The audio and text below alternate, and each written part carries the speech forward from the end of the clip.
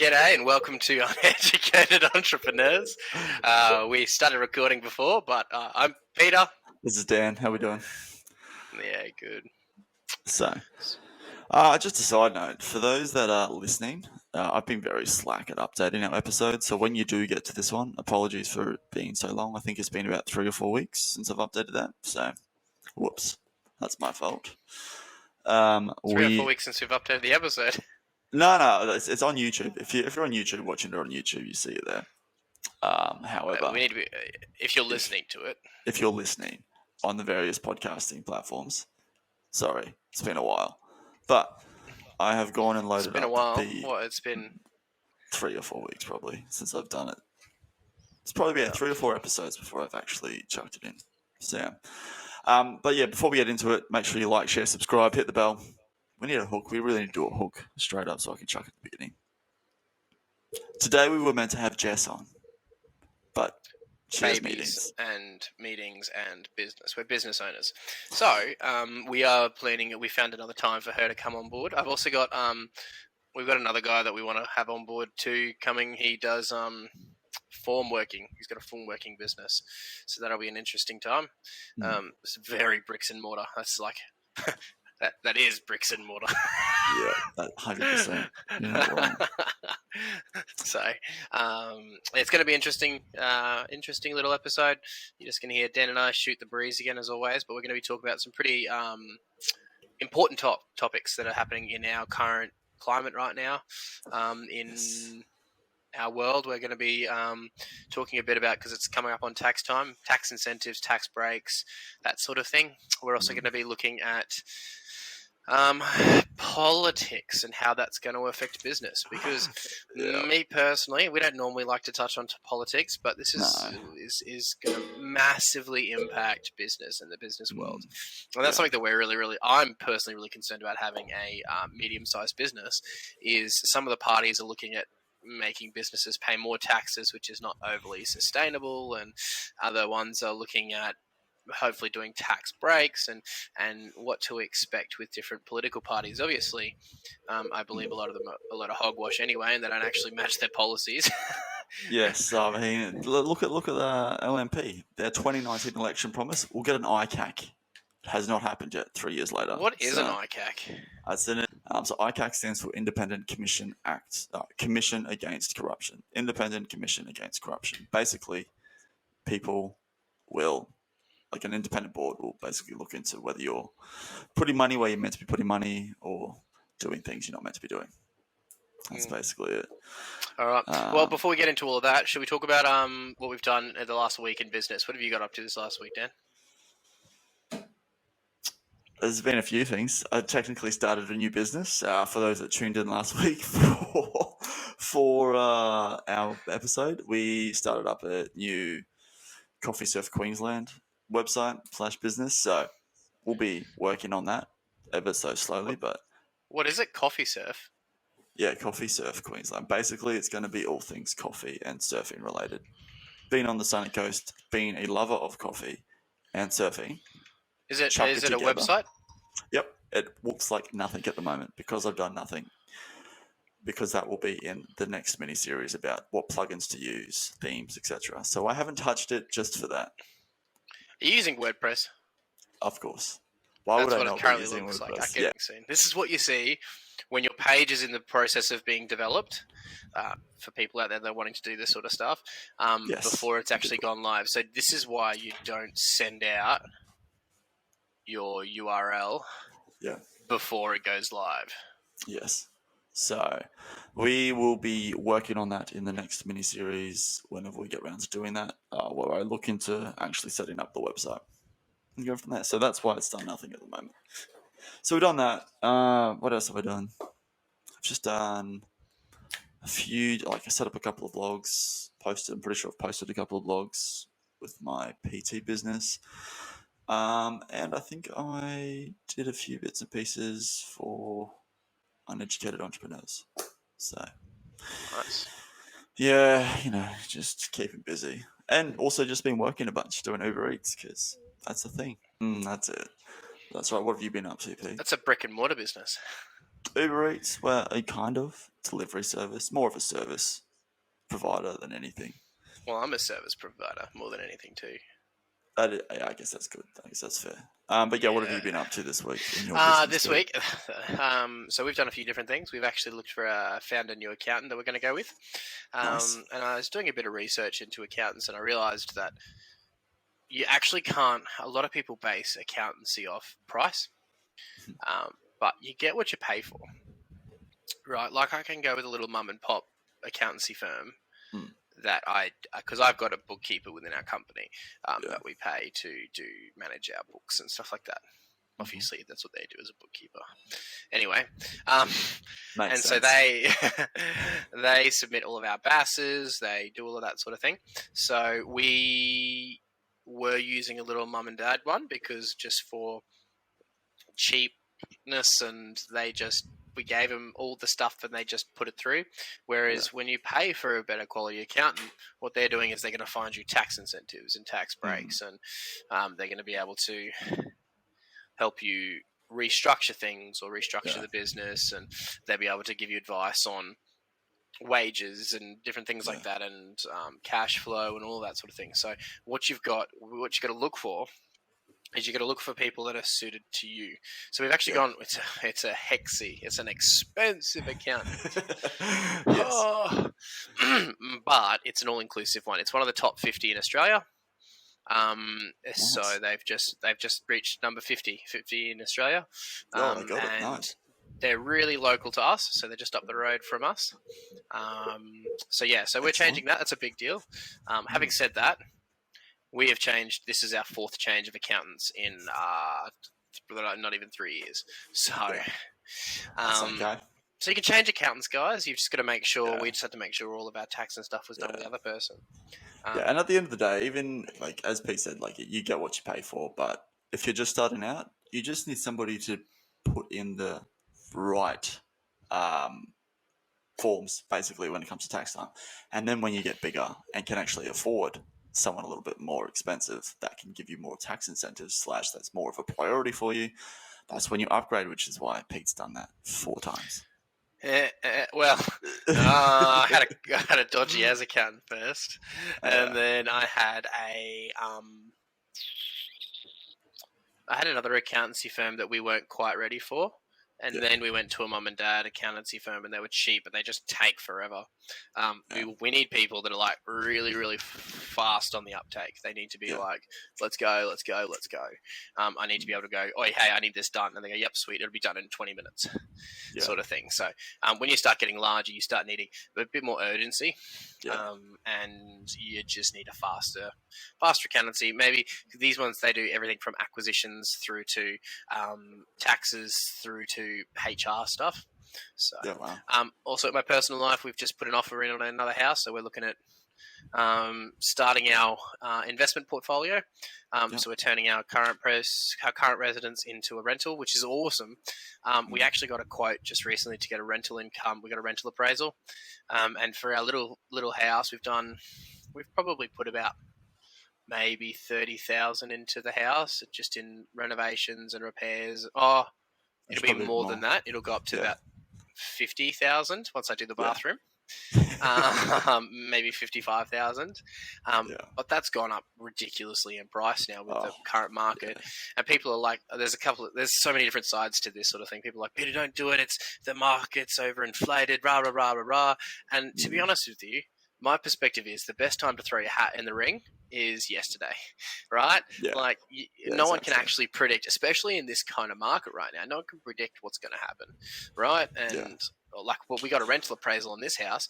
It got rent appraised for $650 a week, and my mortgage repayments currently are $180 a week. This is why it pays to own your own house, guys. But in saying that, you have sunk a lot of money into your mortgage, so... Yes, we've sunk a lot of money into our mortgage. But even when we first got our mortgage, our base repayments were $240 a week. Yeah, gotcha. But we have sunk a lot into the house itself. Yeah. So we've renovated downstairs. We've put a shed out the back. we're doing a bathroom, where we've done the backyard, whole range of different things that we've renovated. We've painted the house, painted inside, painted outside, different things like that. So we've put money into the house, but it's now worth a ton more, which is awesome. But that's just the market as well. Oh, that's exactly it. Yeah. So I've got another friend. They built last year, and then I think they built for like $550 land and house, and they're been appraised for like an extra $270,000 in less than a year.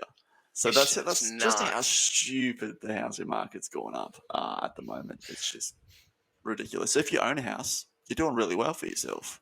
So really it is awesome because I mean, we had to go in now because obviously the equity in our house is more. So you buy and sell in the same market. Yeah. Right. There's a lot of people that are selling their houses now to go buy new houses or upgrades. And at the end of the day, you normally buy and sell in the same market. So it doesn't really matter if it's inflated if you already own your own house. It is a bit of a deal, like, because we're actually not touching any of our savings. We're using all equity. So we're using, which is handy.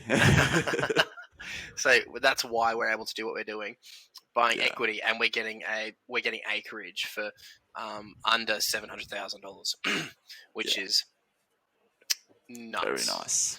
So that's a couple of things that are happening in my company. We've had just continual shifts within the organisation of some people leaving and trying to change roles and different things like that.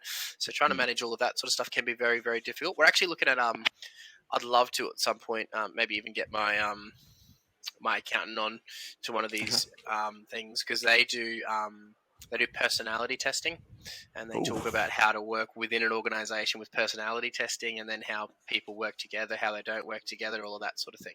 So that stuff will be really interesting. Yeah. And because you're paying the hexy prices, they'll be like, yeah, sure, we can do that. No dramas. Yes. Obviously, you have to pay extra for all of those sort of things. Yeah, that's it. But it is something worthwhile because it helps you with... No, that's not too bad. Helps you with company dynamics and office dynamics. Oh. Anyway, so that's a couple of different things. We're wanting to move out the business and try to find premises. So changed accountants, and Jess and I are building a property portfolio. Hopefully aiming to get about 10 houses in the next 10 years. Yeah. So house a year. So good. It's definitely doable. I'm waiting for the market to crash.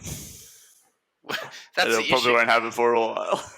If ever. It may not happen. I mean, especially with the new policies that both Labour and Liberal LNP are proposing. Yes. But, we'll get into that momentarily. Even in the last GFC, man, our housing prices didn't drop that much. We didn't get... Exactly. See, Australia's a bit more... I don't know about now, but back then we were a bit more insulated. So it wasn't as... Like, look, we were shut off from the rest of the world, and our... the growth and the GDP and everything just shot up. Like, instead of having a crisis, we went the opposite way and had inflation. So and that's not great. You don't really want inflation, but I don't know if you can fix inflation though. All these people are trying to. All these people. Honestly, this is a little personal political view. There's a couple of ads going around right now on the TV, and it's talking about how Scott Morrison he's caused inflation to happen 5.1%. Can you afford him for another thing? Yes. And I'm like, I look at it and I go, hang on. If you spend 2 seconds Googling, look at the inflation rates of every other country in the world, and they're up at, well, not every, that was a very extreme thing. They're up at 8 to 10%. Yeah. Sometimes some countries are even more. Some countries are at 12, 15%, right? Yeah. Like, we're under half the majority of the other countries out there. So that's not a bad thing. They're like, could you afford another thing with Scott Morrison? I'm like, you're an idiot. It's not his fault. That's the thing. Yeah. They're throwing him as like, he's responsible for inflation. It's like, he doesn't have control over the prices of stuff. He can't just be like, hey, we're going to charge an extra 20% on timber now. Cool, thanks. Like, there are so many different variables out there. You've got COVID. You've got the war over in Ukraine and Russia, which is still going, unfortunately. So then you've got supply demand, which is through the roof because of COVID, and especially now that China's going for their whole COVID zero Yes. cases Well, and locking everything down. That's the issue. So the reason things are going up is because we're willing to pay that. Yeah. Right? A cost of something is determined by what people are willing to pay for it. Yeah. In right? fact, it's like scarcity and rarity will come into effect because it's like, well, I want that, but there's not much of it, so I'll pay a premium. Yeah, and so that's why timber and metal and all that's gone up, because we're willing to pay for it. We go, we want a house built now. We're going to pay the extra prices to get that house built now, right? Yeah. Like, you can still get everything. Yes, we're having a shortage of things, but you're willing. It's like cars, for example. How dumb is it that secondhand cars? A lot of secondhand cars are now worth more than new cars, right? It's because people are willing to pay the money. That's why the housing market has gone ridiculous the way that it is. Because people are willing to pay stupid amounts of money for shit boxes. Like, it just doesn't make any sense. Like, they're like, look at this house. It's like falling apart, but it's 2.5 bedrooms. And one of the bedrooms is under the stairs, like Harry Potter. And it floods every second day. And but I'm willing to pay $800,000 for it. Yeah, it comes back to, well, there's a lot of factors, but... Sorry, I get really passionate about it. I'm like, this is stupid. Yeah, exactly. And then it's like, well, we've got no money for it. It's like, well, it's because there's not much of it. And wages haven't gone up. So what we're having the big issue with it, particularly in the real estate world, is I was chatting with a couple of real estates. They're still saying that up to 30-40% of their market is coming from down south. Yeah. Right. It's because they're all moving up. It's so much cheaper in Queensland than it is everywhere else. It is. Well, actually, New South Wales and Victoria. Yes. It is so much cheaper, right? And we just have a better quality of life up here. Personal preference. Yeah, I mean, look, we might be a little bit biased on that, but we're both from Queensland. That's where we stand by it. Anyway, and they were saying, because these people, like, I got a mate of mine. He's a new friend of mine, and he's moved up from, I think it was Melbourne, and he sold his house for like, I think it was like just under $1 million, right? And he came out here and he bought acreage for way less, and it was a townhouse that he sold. Like, I'm like, this is just nuts. And so what it's caused people like yourself, Dan, who don't own your first home. It's made it so impossible, because how are you now supposed to save? Here's the other thing. So real estate's now, because what they've found, the transition that's happened only in the last... Probably 12 months. Not even. In the last 3 or 4 months, they found that, just the ones that I've spoken to, which has been about, because we've been looking for a property. So I've spoken to about 9 of them, I guess. And in the last 3 or 4 months, they found that it's not as much those people that are coming up anymore as it is first home buyers trying to buy houses in this area. But because they've spent the last 12 months getting outbid by ridiculous amounts, they're chucking out wacky numbers there, right? Yeah, exactly. And then what's happening is now real estates are going, hey, we want you to have, how are you financially? So they're asking all the buyers how they are financially. We went and checked out a house, man, that had 5 contracts fallen through. One of the other houses had 3 contracts fall through, and the one that we ended up purchasing had 1 contract fall through before us, all of them on finance. Right. Yeah. So people have put in these offers, not got their financial stuff approved. I cannot advocate enough for a good quality broker. Yeah, definitely. Find a good quality broker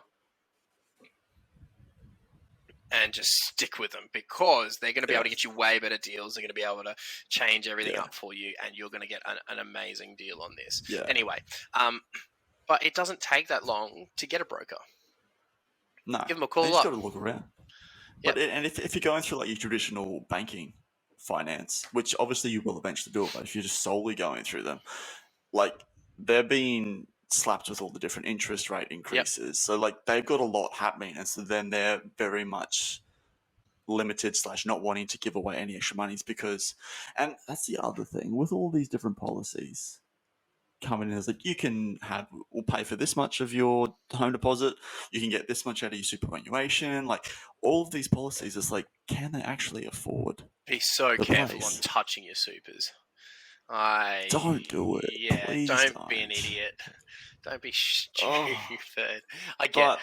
People are going to do it. Remember when they made it that they could do it in COVID at the beginning of COVID, you could draw, and then all these people are drawn like 10 grand or something. Yeah, but you could do it twice. So you take 20 grand out of your super, and then in the end of it, when they did the calculations, people were losing $300,000 out of their super if it's left in there for the 20 years that it's supposed to be.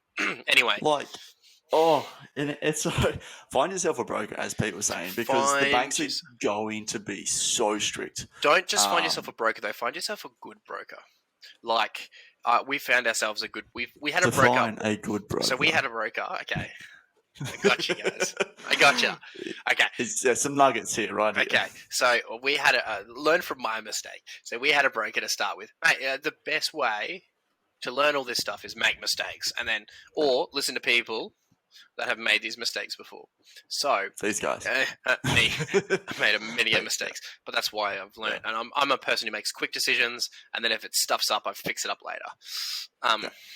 My wife's the complete opposite. Yin and yang. That's fine. So we had a broker to start with, and we just went for. We were talking to them, and they obviously just went through your big banks, right? But they were able to get. Don't get me wrong, they were okay in regards to they were able to get us a home loan for our first home. I did a bit of a sneaky, and I was working as a sole trader when I first bought my house, and I'd put a whole heap of money for tax. You're telling me and this, then I probably shouldn't be saying this, but I will. And then I used that money that I'd put away to purchase the house, and then I went on a payment plan for my tax and paid my tax off. Anyway. That's just smart. That's just good money management. There's nothing wrong with that. They have these payment plans in place for exactly that. Yes. So I had the money, but we wanted to buy a house, and it was the right time for the market. We had just started the business. Anyway. Yeah. So that's kind of getting a bit off topic. But what I wanted to say is you find this broker who they were okay. There was nothing wrong with them. But then we've started looking at other brokers, and we ended up finding this other broker. So they were telling us, when I talked to them, they said, we won't be able to help you if your business hasn't been up and running for 3 years. Right. So that was the other issue. I'd started my business. We were 6 months into my business, and I was working for another company, and I wanted to leave work and go work full time for my business. But they said, you have to get a house first. Get the home loan first, blah, blah, blah, blah, blah. Anyway, so we went to this other broker, and she's like, no, we can get it working, and we'll be able to find – there's lenders that will give it to you. You just have to have business proof of income. You'll have to have your proof of income. Yes, there's a bit more work, but they're willing to put in the effort. And so we had to put in the effort to find more of the information. We had to do business bank accounts. We had to do BAS statements and all of that extra stuff. But we did that, and she's actually got us a interest rate that is like half of what I'm currently on this house. Oh, wow. Right. Which is what you want with the prices going up, or interest rates going up. That's through a big bank, right? Oh, wow. It's through the same bank that I'm currently with my mortgage, right? And so she's been able to, they know they've got negotiating power, right? Yeah. They have this negotiating power. So they're... banks want to lend you money, guys. Like, that's just what they want to do. They like take your... That's how they make money. they're pretty much just borrowing your money to make more money. Like, exactly. When you're paying them back, like they want you. They're like, their desire is to give you a loan, right? But it's just going to make sense. But anyway, she ended up getting both of our home loans, including our investment property. So the one that becomes our investment property is at an interest rate that's almost half of what we're currently on. So tip on this one, guys, if you have a broker, go talk to your broker now and say, hey, can I get a better interest rate? And they'll go, yeah, let's have a look. Oh, cool. Yeah, we'll go talk to the bank for you. And they will negotiate the bank for you as well. Yeah, because you're already paying for them anyway, so you may as well make them work. No, you don't pay for a broker. Really? No. Oh, this clearly shows how much I know about brokers and buying a house, guys, because I've just rented. Okay. That's all right, so you don't pay for a broker. So brokers get their fees through banks. Right? Because they're selling I guess the contract, more or less. Yeah, they're selling mortgages, kind of. Look at it as the intermediary, right? And so all of these banks work through brokers, And then it's like a referral system. They're referring us to Yeah. an organisation. Yeah, okay. They're getting us Alright, the then they best get deal, kickbacks, yeah. and then they get kickbacks from that. Yeah, so basically it's affiliate marketing on a massive scale, and the product is a house. Mm. So they essentially refer you to the business, like with affiliate marketing. But that's essentially the same they thing. do like, a bit more work than affiliate marketing in regards to helping you do your contract and helping you make sure you've payment structure. Payment structure. Payment structure is where it comes in. It's like, well, okay, so they've referred you that, so you get a kickback from them because they've essentially given the bank a contract, which will then essentially give them an interest / return. Yep. Of X amount, and then it's like, well, we want to take X amount of that because we gave it to you, and you wouldn't have it without it. Yes. Yeah. So Cool. so it's interesting. So guys, just a broker, it is in their best interest to get a bank to sign you up because they get the money for it. It doesn't come out of your pocket, right? And they found me a better deal than I could have found on my own, which still doesn't really make sense to me, but they've done it. So find a broker. I mean, we use, I don't know if I'll just say it anyway. We use this company called Bespoke. She's incredible, like so fast on everything. As soon as you get the contract signed and the deposits paid, she's like, boom, boom, boom. Here's the thing. Me personally, I'm a salesman through and through. Like I love doing sales. Didn't you sell your own house? Jess was saying, because by the way, it was also Pete's son's birthday on the weekend. So that also happened. And my sister had a baby last night. Oh, so congratulations. I'm now an uncle again. Nice. So anyways. Yeah, you were selling your house? Essentially? You were like, Jess was saying that you basically sold yourself the house to the real estate agent. Yes. So explain that. So the real estate agent, so we were actually one of 5 offers that went into the house. Yeah. And it's been interesting because real estate agents don't really have to do as much right now because everyone's wanting to buy houses and everyone's paying through the roof. We were not actually the highest offer on the house. Oh, my goodness. Right. And I started talking with the real estate guy, and then anyway, we made a phone call. We started chatting about.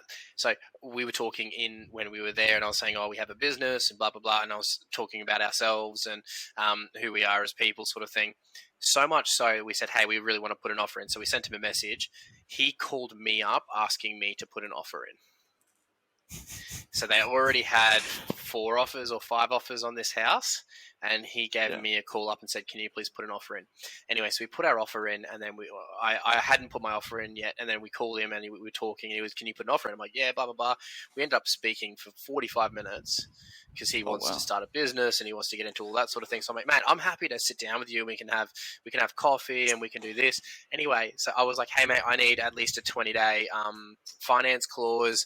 Because we've got to do some refinancing in regards to this house and remortgaging, all that sort of stuff. And he goes, "Oh, the owners were wanting a 14-day one."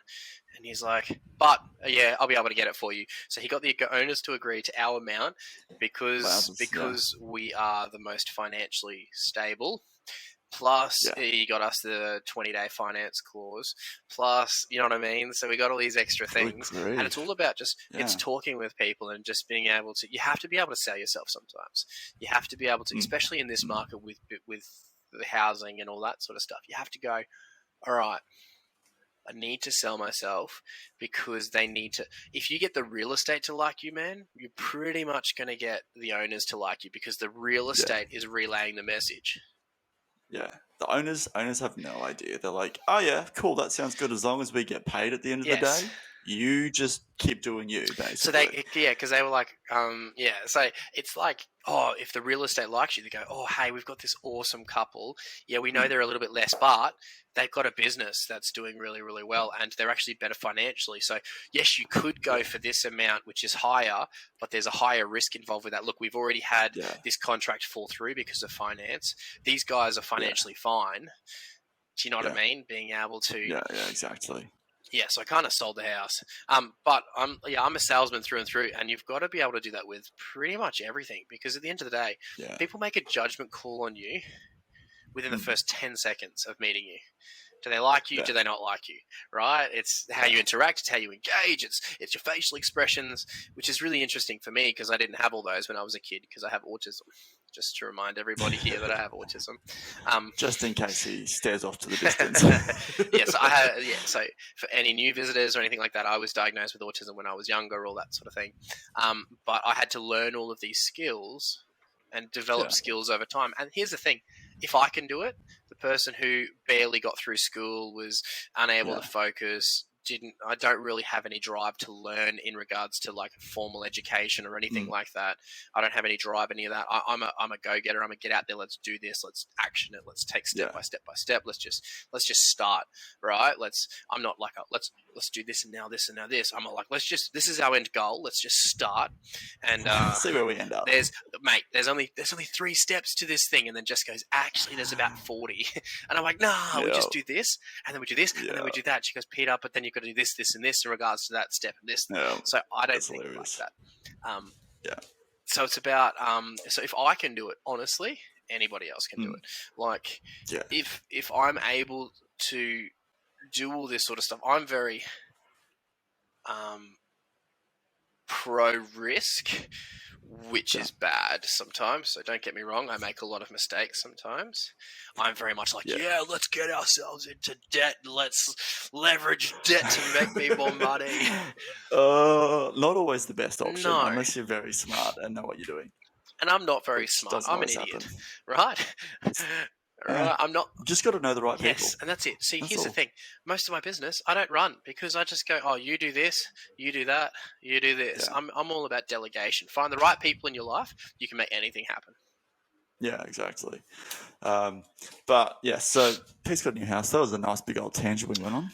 But it's about housing. And guys, get into the housing market if you can. Who cares if the market drops a little bit? It's not going to drop massively. It'll drop to maybe 2021's levels, like late 2021 levels, right? Yeah. But who cares? Then you've got your own place and it's going to go up. Like, it's still going to go up.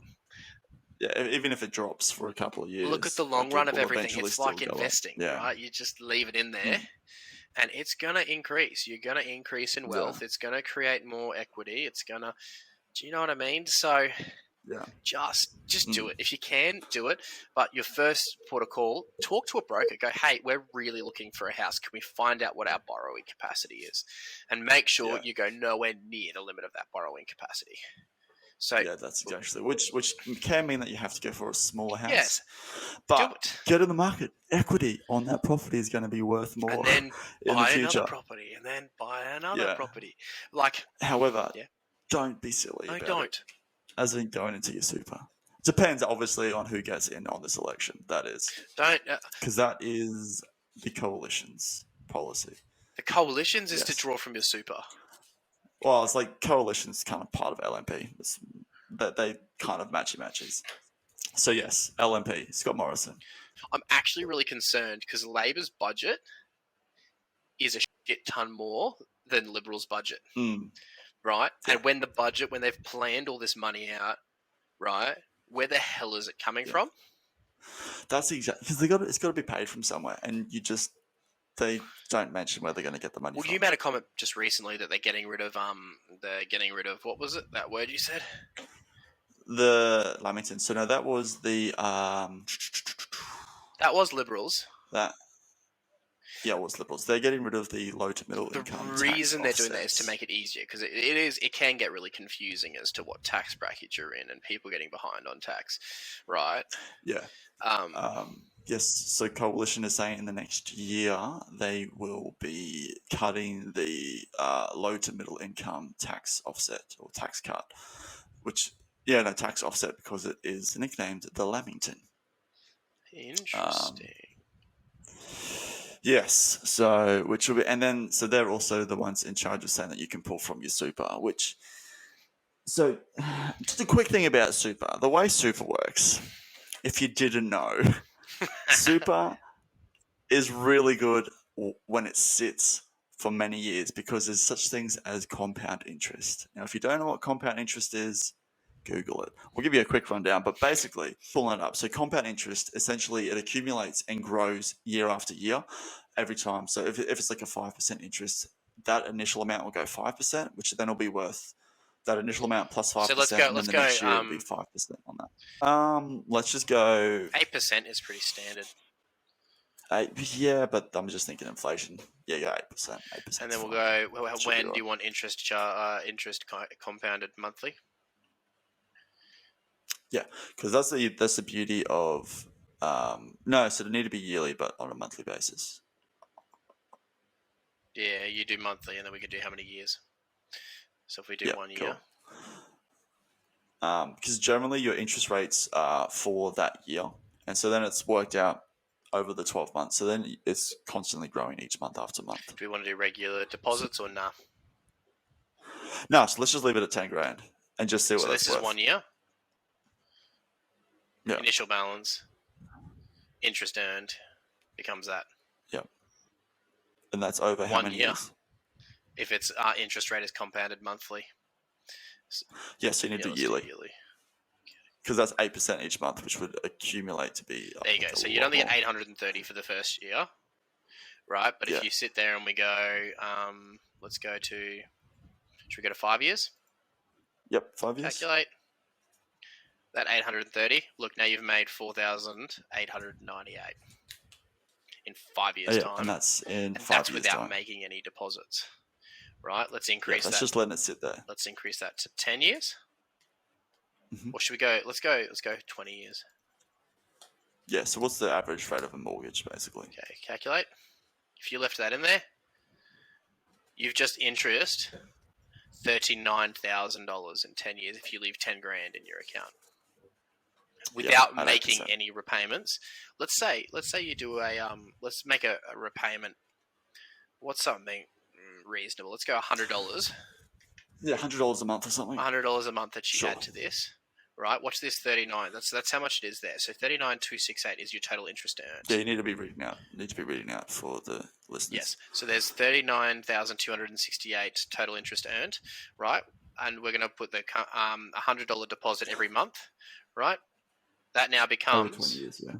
$74,178. Yeah. Yeah. Exactly. Right. So it's worth so much more money leaving it in either stocks or an asset that will pay you out 8% a year than it is to be pulling out your super. And that's $100 a month. Yeah. That's like 4 coffees a week. Right? That's nothing. So that's $100 a month. Right? And you get to, if you invest $10,000 in 20 years' time, you're going to have that $10,000 becomes $108,000. Yeah, exactly. And that's just putting an extra $100 in a What week. happens if you put in, a month? Well, like let's put in 200. Yeah, a month, not even a week. Right? 200. What would you want to do? $50 a week. It's $250 a week. Let's do $100 a week, right? So a lot of people, $100 a week isn't unreasonable. Maybe go 50. It could be with the inflation. 200. 50 is actually just the same as 200. Okay. But yeah. Right, that was 108. Your now future investment is $167,000. Yeah. And that's putting. So your initial investment being 10 grand, and then putting in $50 a week. Was that $250 or 200? I just did 200 a month. Yeah. So then $50 a week for 20 years, not touching it at an 8% return, turns that 10 grand into 10,000 into 167,000, which is $109,000 in interest. So you've essentially doubled your monies in that time. Yes, you have, because it's your initial balance was 10,000. Like for those on YouTube, you can see it here. Your initial balance is 10,000. Your additional deposits are 48,000. Right. Yeah. But your total interest is 109,000. So just in interest alone, you've earned more. Yeah. That's insane. Yeah. So you would turn 58 grand essentially into 167. So here's an awesome breakdown. You can actually have a look at it all. Yeah. So you make $2,400 every single year in extra deposits. And that will increase as well. At $50 a week. Yeah.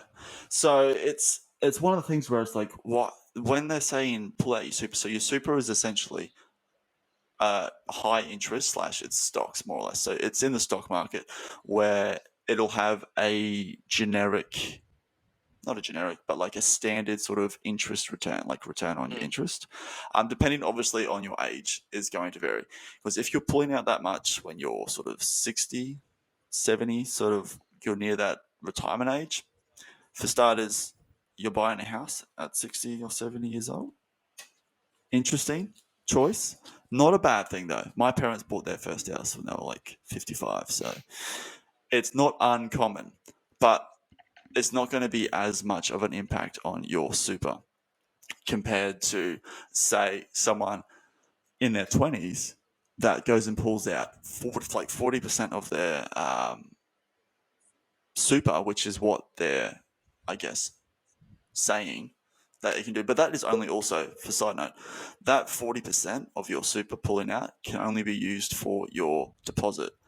So that's not guaranteeing that you're going to be able to pay those repayments, even with a deposit. Yep. So you're essentially opening yourself up to, default on your mortgage. Look how awesome this projection breakdown is. Look, if you look here, the green is total deposits, right?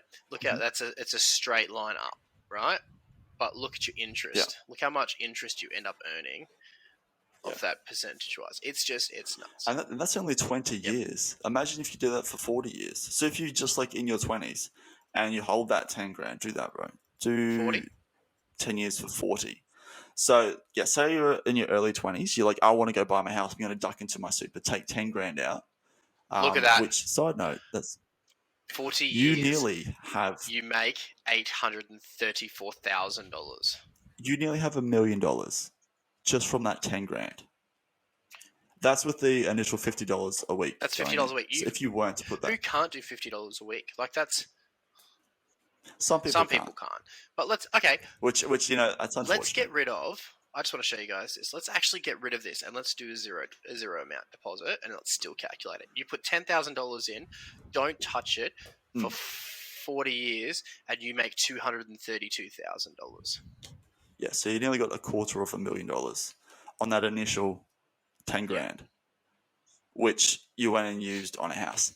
Now, if you're savvy and you've used that house, the only way I would think about doing that, pulling out of my super, would be because I would be flipping like a house. So the way I would do it, if I was to pull, I'm not going to be doing this, because as soon as you pull that money out of your super, you lose so much compound. Plus, Pete also mentioned when I was on the phone to him the other day, you have to pay tax on that, which they didn't quite specify. They're like, you can pull, 40% of your super. That is a capital gain. You have to pay tax. 50% of that is going to go to tax. So 46, so I think. You're not even going to be getting that full amount. You have to pay tax on that. It's nuts. Which means that you're like, I can pull 10, 15 grand out of my super. I could stop sharing now. Hold on. But that's only going to be like 7 or 8 grand. Yeah. That you actually can use to a house deposit. And the way the house deposit's going at the moment is there are a lot more that you still need to have savings there. A house deposit. So you're just killing yourself. On our place, we're looking at $650 and 10%. You need $65,000. Exactly, and that's just like a standard house as well, with a bit of land, sure. But like if you're going sort of into more of like Brisbane area or like a residential area, because you're a bit more rural. Yeah, $650 is cheap right now. I never thought I'd say that. So, but if I bought my first house for $285. Like a house. It's now worth like $450. Yeah, well, that's exactly it. Yeah. So, like, you're gonna need more money. I think you have to pay tax on that money that you've pulled out, which means you're just worse off at the end, and then you're robbing yourself of future gains. So, I would not recommend using your super. I'm not too sure whether Labor's got a better option about shared equity in the house.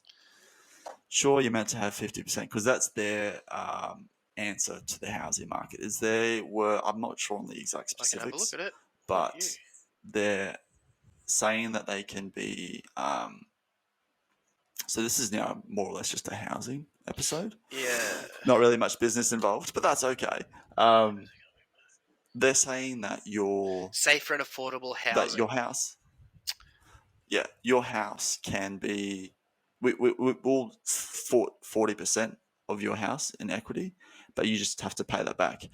What you got to understand is that'll be paid back with interest. That's not going to be an interest-free loan. It might be nothing, but that 40% may end up costing you your house. Oh. And so then they get, titles of your house. So then the government owns Want to hear something really sketchy? It's very sneaky. Go for it. Show you this. I have to leave. Screen, I have to leave soon because my son's woken up. Oh, true. Yep. But this is Labour. Eligible home buyers will need a minimum deposit of 2%. Wow. So can you imagine the fees and stuff that the banks are going to chuck on that? With an equity contribution from the federal government of up to a maximum of 40% of the home and a maximum of 30% purchase of an existing home. So here's the thing. They're saying that they're going to give you 40% in equity, but you're going to have to pay that back too. Yeah, that's just equity. Yeah.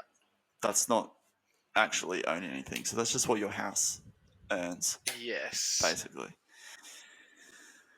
So it's very much like, but if you haven't bought a house, unfortunately, it's not looking great. Like, it can sound good. Like, oh, we can just do 2% deposit. And look, it might work. But you need to be... So think about this. Okay, think about this, guys. 2% deposit. It doesn't sound like a lot because interest rates are fairly low, right? But if you're only putting a 2% deposit in, say, on $600,000, right? That's only $12,000 deposit, right? That's $12,000 off the price, but then you've got to start paying interest from the day dot. So you're actually better off taking, if it's an owner occupied, taking as much off that as possible. That's why there's deposits of 10 and 20%. Right, 10% still incurs mortgage fees, and 20% doesn't incur mortgage insurance, lender's insurance. But just like, I don't know, that scares me. Yeah, because that means your mortgage is now going to be more expensive, which means the bank is going to be getting more money out of you. Yes, they are. Then, like, if you look at that, so you put 20% down. This is for owner occupied. That's not investments or anything like that. Like, that's investments I can make sense of, because you can either negatively gear it depending on your income or positively gear it if you want to make more income, right? But this is for owner occupied. That just hurts my head. Yeah. So basically, instead of paying, so let's say for Pete's example, the $600,000, instead of paying the 20%, which would be 120,000, Dan. 120,000. There you go. I'm just like, math work. So that being your 20%, if you just do 2%, so you're now paying 18% more. So instead of $12,000, you're paying. So instead of 120, you're paying $108,000 extra. And then your interest rate's going to go up. So then that's going to be... I think it's... And they charge interest on that $108,000. Monthly, or is it week? Oh, I can't remember. I think it's monthly. I think it's monthly. I think you have a period where it's principal free. No. So, like, you're just paying...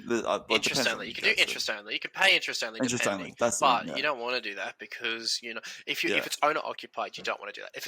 If you have an owner-occupied house, pay it off as fast as you can. But if you have any investment properties, mate, just keep it at interest only. Just let it chill. Yeah, exactly. All right. Well, I actually better crack on because my son's cracking it. But... Next week we should have Jess. I actually really enjoyed that conversation about housing. It was good. So this one was brought to you by housing and some of the election. Barely any election. Problems. And sponsorship by Bespoke. Brokerage, I'll pull that out. It's fine. Sponsored by Bespoke. Bespoke. No, they'll maybe chat to them, see what they say. No, if we had a big audience, maybe. Yeah. So thanks for watching, guys. Thanks for tuning in. Make sure you share, like, subscribe, but don't be silly with your money. We are not professionals. Someone that you trust. We are not financial professionals. We are just talking about our personal experiences. So. Yeah. And our opinions on whether you should or should not be pulling from your super or taking 40% from the government. We recommend to not do it. Just save. Until next week, guys. Yeah, just save. Until next week, you have a great week. Make sure you like, share, subscribe, hit the bell notification, and we will catch you next week.